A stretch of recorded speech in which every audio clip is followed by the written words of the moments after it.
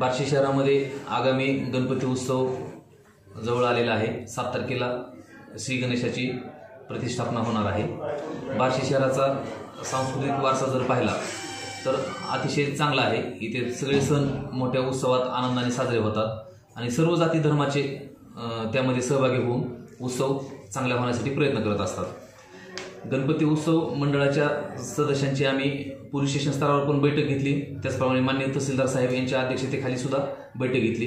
त्यावेळेस आम्ही त्यांना सूचना दिलेल्या आहेत। गणपती मंडळाने प्रत्येकाने ऑनलाईन परवानगी घेऊनच गणपती बसवायचा आहे। विना परवाना गणपती कुणीही बसवणार नाही। ऑनलाईन पद्धतीने गणपती कसा बसवायचा याची माहिती आम्ही ग्रुप तयार केलेला आहे, त्याच्यामध्ये शेअर केलेले आहे। गणपती उत्सव हा शांततेमध्ये आणि आनंदात साजरा झाला पाहिजे, त्यासाठी सर्वांनी प्रयत्न करणं गरजेचं आहे। गणपती उत्सव मंडळांना आम्ही CCTV कॅमेरा बसवण्यासाठी सूचना केलेल्या आहेत। कंपल्सरी सर्वांनी CCTV कॅमेरे बसवावेत, जेणेकरून गणपतीचे देखावे बघण्यासाठी आपल्या शहरातील महिला आणि लहान मुली येतात, तर त्यावेळेस त्यांना काही त्रास होणार नाही किंवा काही अनुचित प्रकार घडणार नाही।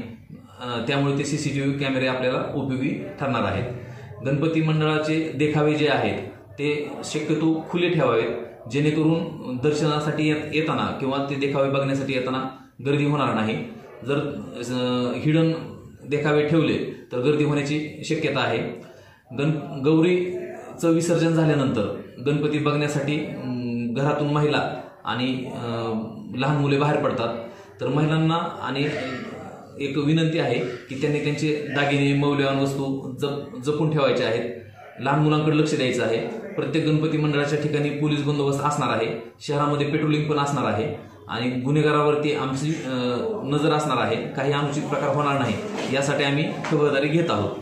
त्याचप्रमाणे या गणपती उत्सवात काही सोशल मीडियावरती अफवा किंवा आक्षेपार्ह काय असेल तर त्याला प्रतिक्रिया न देता त्यांनी आमच्याशी संपर्क करायचा आहे। आम्ही त्याच्यावर कायदेशीर कारवाई करू। कुणीही अफवा पसरू नये।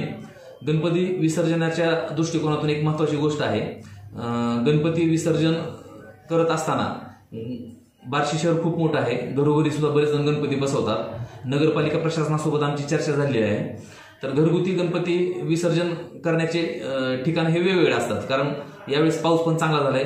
लहान लहान विहिरींना बऱ्यापैकी पाणी आहे, बऱ्याच ठिकाणी छोटे छोटे तलाव आहेत, त्या ठिकाणी पण पाणी आहे। परंतु अधिकृत गणपती विसर्जनाचे ठिकाणं जे आहेत ते सोडून इतर ठिकाणी गणपती विसर्जन करायला गेल्यानंतर लहान मुलं असतात किंवा इतर त्यांच्यासोबत विसर्जन करायला बरेच जण असतात, काहीतरी अनुचित प्रकार घडून अपघात होण्याची शक्यता नाकारता येत नाही। तर घरगुती गणपती मंडळांना जे गणपती बसवतात त्यांना एक विनंती आहे, नगरपालिकेचे जवळपास 15 ते 16 गणपती कलेक्शन सेंटर असणार आहेत, तर त्या ठिकाणी तुम्ही गणपती जमा करा। तिथून ते गणपती अधिकृत विसर्जन ठिकाणी घेऊन जाण्यात येतील आणि त्या ठिकाणी ती विसर्जन होईल। परस्पर इतर कुठल्याही विहिरीमध्ये गणपती विसर्जन करायला जाऊ नका, जेणेकरून आपल्याला होणारा अपघात टाळता येऊ शकतो।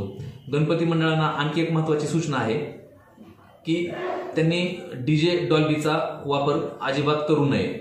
यावेळेस माननीय पोलीस अधीक्षक साहेब आणि माननीय कलेक्टर साहेब यांनी सुद्धा जिल्हा स्तरावरती मीटिंग घेतली, त्याच्यामध्ये से नो DJ हा उपक्रम ते राबवत आहेत आणि साहजिकच आहे सर्वांनी त्याच्यामध्ये सहभाग नोंदवावा। पारंपरिक वाद्याचा वापर करावा। झांज पथक, लेझिम पथक, नाशिक ढोल वगैरे असे पारंपरिक वाद्य खूप छान वाटतात आणि त्यांना ध्वनी प्रदूषण पण होत नाही, लोकांना ते पाहायला चांगलं वाटतं आणि त्यासाठी से नो DJ हा उपक्रमामध्ये सर्वांनी सहभाग नोंदवायचा आहे। कुणीही DJ आणि डॉल्बी लावायचं नाही। ध्वनी प्रदूषण नियंत्रण कायद्याचं तंतोतंत पालन करायचं आहे। त्याचप्रमाणे गणपती मंडळाने सार्वजनिक उपक्रम राबवावेत, ज्यामध्ये निबंध स्पर्धा असेल किंवा वक्तृत्व स्पर्धा असेल किंवा इतर काही आपल्या शांतता व एकात्मता अबाधित राहण्यासाठी काही देखावे जर करायचे असतील तर तशा पद्धतीचे सुद्धा देखावे करू शकतात ते। आम्ही सुद्धा आमच्या स्तरावरती सर्व गणपती मंडळांना भेट देऊन जे गणपती मंडळ DJ डॉल्बी लावणार नाहीत, त्याचप्रमाणे सामाजिक चांगले चांगले उपक्रम घेतील, CCTV कॅमेरे बसवतील, विसर्जन जागेवरच करतील किंवा विसर्जन करताना एकदम शांततेमध्ये व्यवस्थितरित्या करतील, असं आम्ही निकष ठरवू आणि त्या निकषानुसार प्रथम 3 क्रमांक आम्ही गणपतीचे काढून त्यांना पोलीस प्रशासनाच्या वतीनं प्रशस्तीपत्र देऊन गौरव पण करू। तर सर्व गणपती मंडळांना नागरिकांना विनंती आहे, हा जो उत्सव आहे जवळपास 10 दिवस चालत असतो. तर 10 दिवसामध्ये उत्सव आनंदानं आणि मोठ्या उत्साहामध्ये साजरा करा. परंतु आम्ही जे सूचना दिलेल्या आहेत, मार्गदर्शन केलेलं आहे, त्याचं पण पालन करावं आणि कायद्याचं तंतोतंत पालन करावं ही विनंती. धन्यवाद.